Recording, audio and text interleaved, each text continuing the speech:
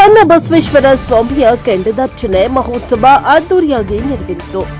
ಅಜ್ಜಂಪುರ ತಾಲೂಕಿನ ತಡಗ ಗ್ರಾಮದಲ್ಲಿ ಪ್ರತಿ ವರ್ಷದಂತೆ ಈ ವರ್ಷವೂ ಚನ್ನಬಸವೇಶ್ವರ ಸ್ವಾಮಿಯ ಕೆಂಡದಾರ್ಚನೆ ಹಾಗೂ ಹೂವಿನ ಉತ್ಸವವು ಅತ್ಯಂತ ಭಕ್ತಿ ಭಾವದಿಂದ ಹಾಗೂ ವೈಭವದಿಂದ ಜರುಗಿತು.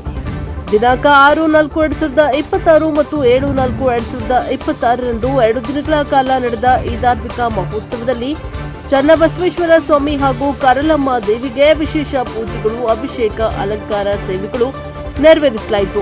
ದೇವಸ್ಥಾನವನ್ನ ವೈವಿಧ್ಯಮಯ ಹೂವುಗಳು ಮತ್ತು ವಿದ್ಯುತ್ ದೀಪಾಲಂಕಾರಗಳಿಂದ ಅಲಂಕರಿಸಲಾಗಿದ್ದು ಭಕ್ತರ ಗಮನ ಸೆಳೆಯಿತು.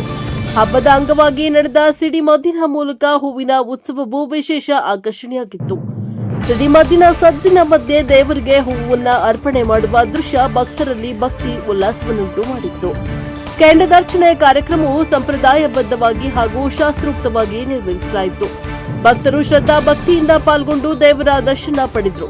ಮಹಿಳೆಯರು, ಯುವಕರು, ಮಕ್ಕಳು ಸೇರಿದಂತೆ ಎಲ್ಲ ವಯೋಮಾನದ ಜನರು ಹೆಚ್ಚಿನ ಸಂಖ್ಯೆಯಲ್ಲಿ ಭಾಗವಹಿಸಿದ್ರು.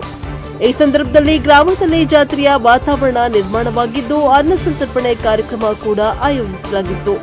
ಸುತ್ತಮುತ್ತಲಿನ ಗ್ರಾಮಗಳಿಂದ ಸಾವಿರಾರು ಭಕ್ತರು ಆಗಮಿಸಿ ದೇವರ ಆಶೀರ್ವಾದ ಪಡೆದರು.